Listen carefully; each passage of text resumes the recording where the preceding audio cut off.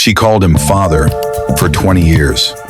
But when the truth surfaced, she realized she wasn't human, and he wasn't the man she thought he was. Asterisk, asterisk. A girl fell from the stars in a storm that rewrote the sky. I, raised by a grieving widower who loved her as his own. Ah no, until the dreams began visions of a life she never lived and feelings no daughter should carry.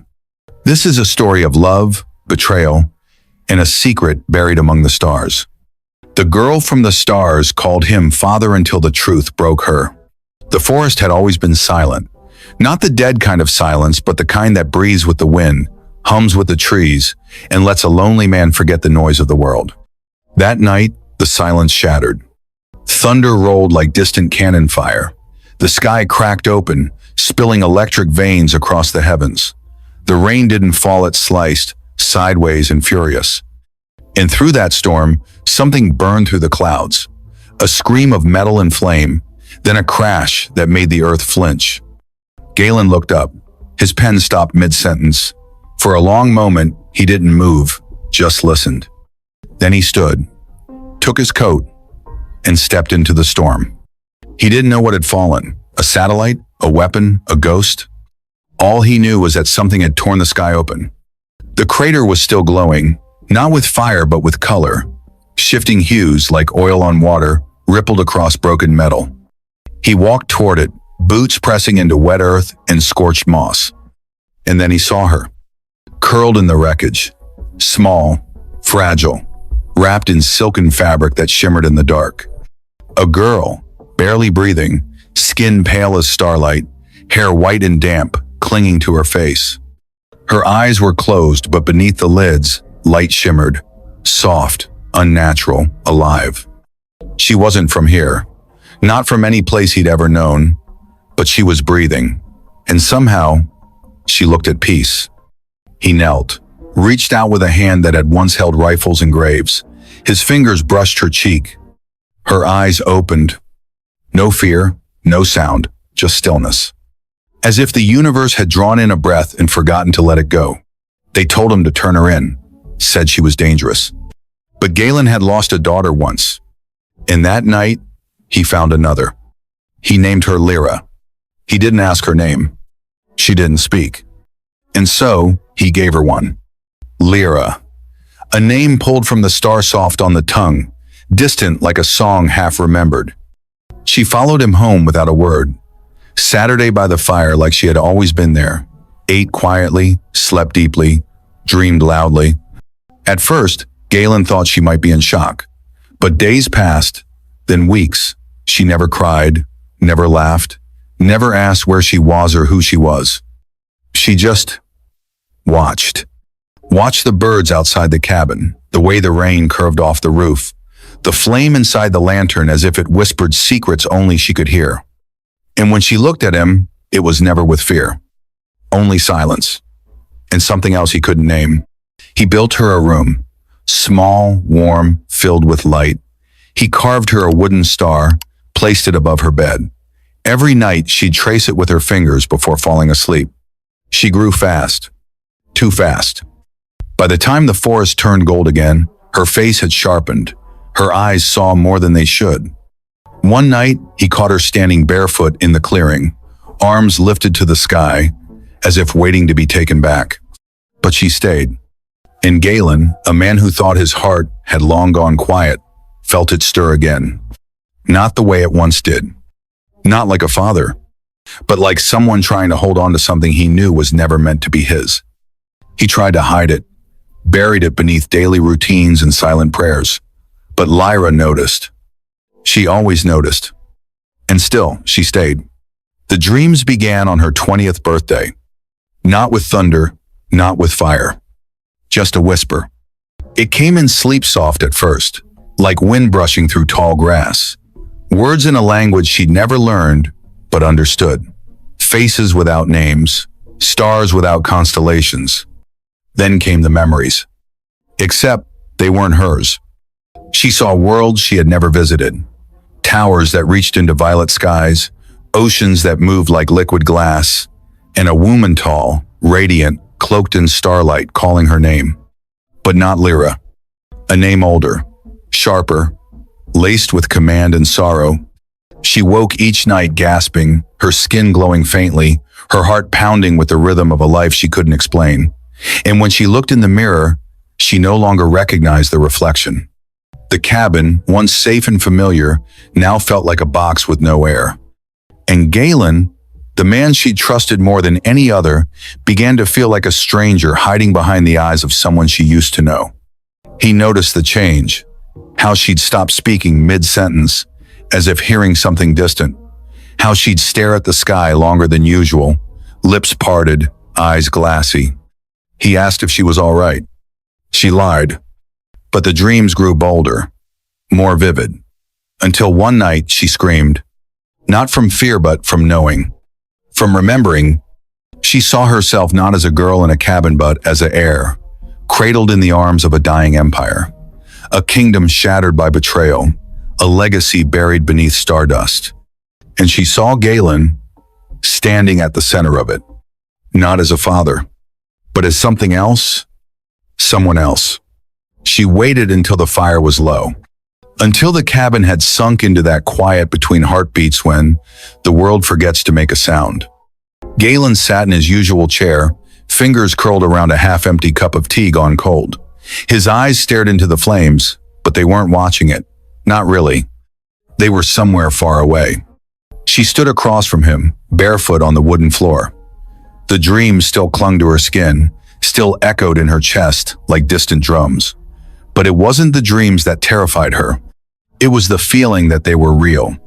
Who am I? Her voice was soft, steady, but it hit him like a blade through the ribs. He didn't look at her. She stepped closer. Not the name you gave me.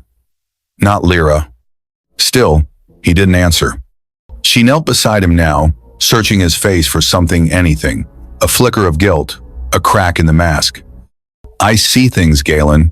Places I've never been. I speak words I've never learned. I bleed light when I wake up. What am I? He closed his eyes. Long, tired silence followed. When he finally spoke, it was barely above a whisper.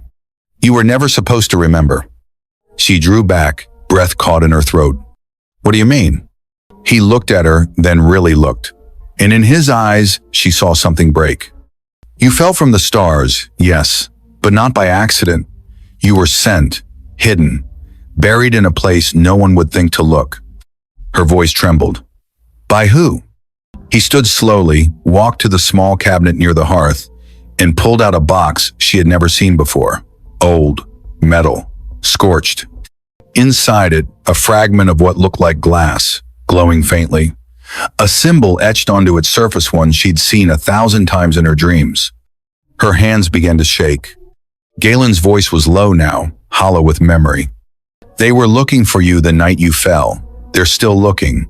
And if they find you, they will tear the stars apart to bring you home. She backed away. Why didn't you tell me? Because I wanted you to be free. Her breath hitched. You lied to me. I protected you. No, she whispered. You caged me. She turned away, heart pounding, the room spinning with revelations too big for her chest. And in that moment, something between them died quietly. No shouts, no accusations. Just a silence that felt like mourning. The forest changed before they arrived. Birdsong vanished. The wind stopped whispering through the pines. Even the river, always restless, seemed to hold its breath. Lyra felt it first. Not as a sound, not as a sight, but as pressure. In her bones, in her blood, like gravity shifting. She stood alone at the edge of the woods, where the tree line broke and the sky opened wide. Her breath fogged in the air, though it wasn't cold. Her eyes stared up, searching the stars. And then she saw it. A glimmer, a flicker. Then 3 more. Silent, precise, falling not like meteors, but like knives. She didn't run. She already knew. They weren't here to ask questions. Back at the cabin, Galen had already opened the hidden hatch beneath the floorboards. Dust rose as he pulled out an old weapon wrapped in cloth not human-made. Its shape was too fluid, its surface humming faintly with forgotten technology. He hadn't touched it in 20 years. He hoped he never would again. But tonight, the stars were no longer quiet. He heard her footsteps before he saw her. "They're here," she said. He nodded, not asking how she knew. "They found me," she added, softer now. "Did you call them?" He looked up, wounded. "Never." Silence again, that heavy, final kind. Then a sound outside, deep and slow, like air being bent. The light outside the cabin flickered unnaturally. The trees began to creak, not from wind but from something watching them. Lyra turned to the door. "No," Galen said quickly. "They won't talk, they don't bargain. But they're here for me." He gripped the weapon tighter. "Then let them bleed, trying." She glanced at him, saw the fire return in his eyes. The old soldier, buried for 2 decades, now standing tall again. But she wasn't the same girl anymore. "I have to know," she whispered. "Who are they? And who am I to them?" Galen's jaw clenched. "They are the Watchers, the ones who swore to protect your bloodline until your bloodline betrayed them. You are their last key, their lost heir, or their unfinished mistake." She swallowed hard, the truth colder than any wind. A rumble echoed through the forest. Dust fell from the ceiling. The stars outside blinked once, then twice, as if signaling something ancient had awakened. Lyra stepped outside first. Galen followed. Above them, the sky opened once more, and the shadows descended. They did not walk out of the ship. They unfolded from it. Tall, silent, limbs too long, armor like stone kissed by starlight, no mouths, no eyes. Just masks smooth and expressionless, etched with shifting runes that seemed to burn softly in the dark. 3 of them, the Watchers. They stepped onto the soil of Earth like it was sacred, or perhaps already theirs. Lyra stood between them and the cabin. Her breath was steady, but inside, something twisted. The dreams were no longer just dreams. She recognized them now, not by face, but by feeling, by the ache behind her ribs, the weight behind her name. She was one of them, and not. One of the Watchers moved forward. It didn't speak. It just lifted one arm, and the runes on its mask flared white. Suddenly, a memory slammed into her. Not her own, yet utterly hers. A throne room of glass and gravity. Kneeling servants. Her voice sharper, older, crueler, ordering the banishment of the Watchers from her world. Not protectors. Prisoners. She staggered back, breath caught in her throat. Galen stepped in front of her, weapon raised. "Try," he growled, voice low, dangerous, human. The Watcher paused. Then, for the first time in decades, it spoke. Its voice was not sound but thought. It cracked inside their skulls like lightning behind their eyes. "She is the lost seed, the blood of the traitor queen. She belongs to the stars. And by oath, she must answer." Lyra's hands trembled.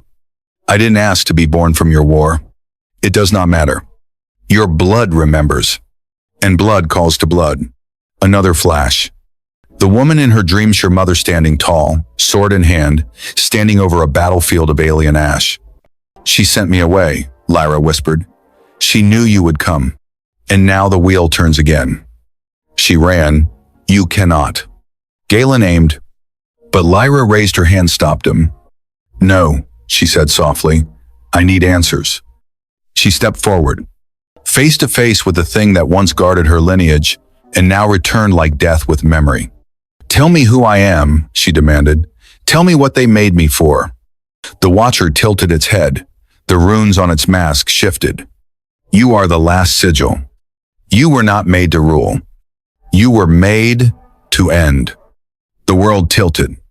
Behind her, Galen's grip tightened on the weapon, rage burning in his chest. But Lyra didn't move. She just whispered one word. "Why?" The Watcher stepped back. "Because you are her daughter, and the galaxy remembers what your mother did." The wind picked up, slow at first, then stronger, swirling with dust and static, as if the air itself knew a decision was being made and feared the outcome. Lyra stood between 2 worlds. Behind her, the warmth of wood smoke, the scent of pine, the quiet love of a man who never asked for anything but gave her everything. Before her, the Watchers, carved from time and vengeance. The sky behind them shimmered with rifts doorways to galaxies she didn't remember, yet somehow still belonged to. She could feel it now. The pull. The stars were calling, but so was he. Galen hadn't spoken since the last word from the Watchers. He just stood there, silent, the weapon now lowered, hanging heavy in his grip. His eyes, they weren't angry, just tired, and full of something far worse than rage. Fear. Not for himself. For her. "Do you believe them?" she asked quietly, not turning to face him. He didn't answer right away. "I believe," he said at last, "that blood doesn't get to choose who you are, but you do." She closed her eyes. The runes on the Watcher's armor began to glow brighter. The rift behind them widened, the stars beyond pulsing like a heartbeaters, maybe, or something older, waiting to be fulfilled. "You must come now," one of them said. "The trial begins with the breath of inheritance." She turned to Galen. "I dreamed of them before I knew their name. I saw cities burn because of me. I saw myself become something I don't understand, something I'm afraid of." He stepped closer, gently placing a hand on her shoulder. "Then stay. Be afraid here, with me." Tears welled in her eyes but didn't fall. "I'm not that girl anymore, Galen. I can feel it. Something inside me is waking up, something powerful, and if I don't go, I'll never know what it is." He looked away, jaw tight. "Then promise me one thing." She nodded, barely breathing. "Don't become her, the woman who made you. Don't let them turn you into a memory that hurts someone else." A long silence passed between them. No thunder, no drama, just goodbye. She stepped toward the Watchers. The ground pulsed beneath her feet. Light gathered around her skin, drawn to her like gravity. And for a moment she looked almost like the motherworldly, radiant, ancient. But as she turned one last time to look back, she smiled. Soft, grateful, and infinitely sad. "I'll come back," she whispered. He didn't answer. Because they both knew some returns only live in dreams. The stars swallowed her. Not gently. There was no warm light, no graceful ascent, just a tearing, as if the universe had to rip her free from the earth she clung to. Then came the silence. Deep, absolute, like falling through space with no end, no air, no sound, no self. Until her feet touched metal. And the silence ended. She opened her eyes. The chamber was vast, dark, walls of obsidian curved into infinity, etched with runes that pulsed to her heartbeat. Above her, a sky that wasn't a sky, a dome filled with constellations that moved when she breathed. 3 Watchers stood behind her. But others had joined now. Figures cloaked in shimmering void, eyes like dying suns. Their voices didn't echo, they reverberated, folding space around each word. "You have returned to the blood seat, child of ash." She stepped forward, unsteady. "I didn't come to kneel," she said. "I came to understand." "Then you will suffer," said one. "As understanding requires memory." The room darkened. Then it began. Visions hit her like waves. A planet crumbling under fire. Fleets burning in orbit. Screams in a language she never learned but felt in her bones. And at the center of it all herself. Or rather, the woman she once was. Proud. Ruthless. Cloaked in power and prophecy. The crown on her head. The sword in her hand. And the command that started it all. Erase the Watchers. She fell to her knees, gasping. Her fingers dug into the floor, sparks rising beneath her touch. But the visions didn't stop. Another memory, softer. A nursery lit by starlight. A baby, her baby, crying in a cradle carved from meteor glass. The same face, the same eyes, and the mother broken, whispering words through tears. "They will hunt you, but you will live. One day you'll return, not to avenge me, but to choose." The memory vanished. Lyra staggered to her feet. Her voice cracked. "Why show me this?" "Because you are not just her descendant," a Watcher replied. "You are her echo." And echoes repeat. Her fists clenched. "Number, I'm not her. Prove it." The chamber began to shift, walls bending, air thickening. And from the shadows stepped something new. A copy. Her face, her body, but eyes cold as vacuum, a mirror of who she could become, the future she was built for. And now she had to fight it. Not to win, but to become something else. She had never felt fear like this. Not the fear of death, but the fear of becoming. The echo stepped forward, same face, same eyes, but stripped of warmth. Her voice rang out like cold metal on stone.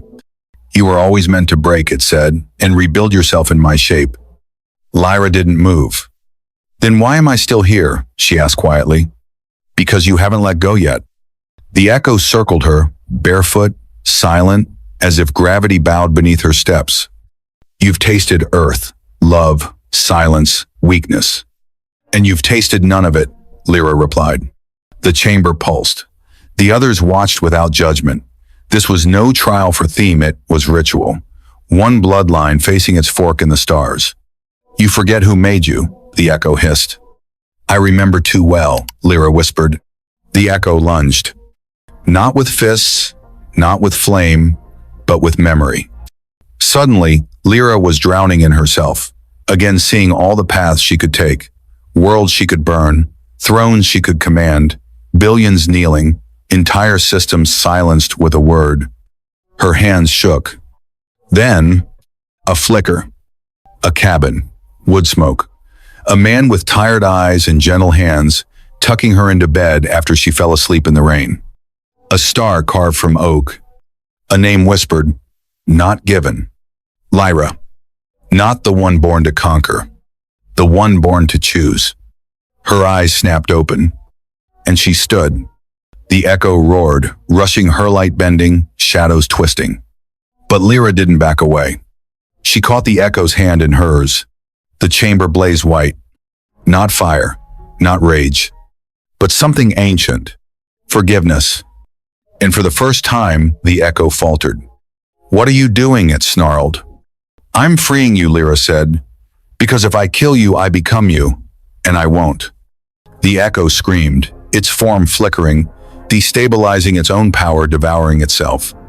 Because Lyra didn't need to fight it. She had already won.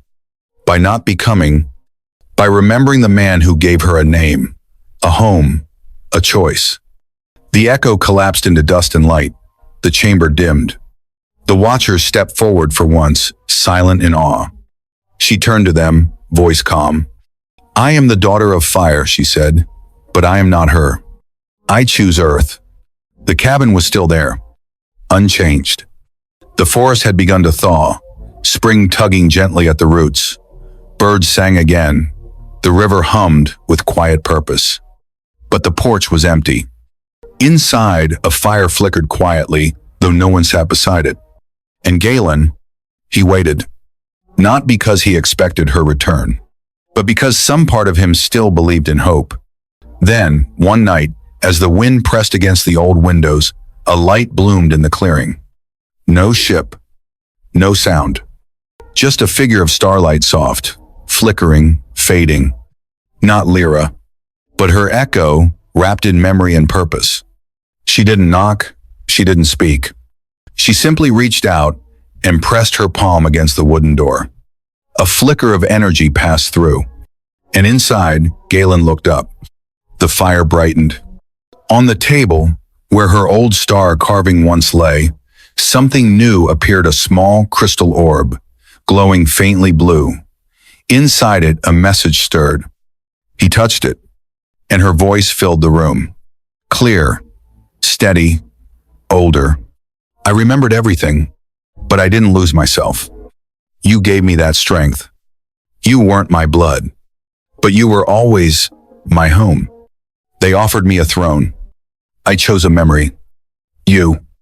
The message flickered once, then faded. Galen smiled, not with joy, but with peace. He walked outside, into the dark, and looked up at the sky. It was clear now, and somewhere far beyond the stars, she was watching. She came from the stars, lost, forgotten, hidden in the arms of a man who had no reason to love her yet did, without question. For 20 years, she called him father.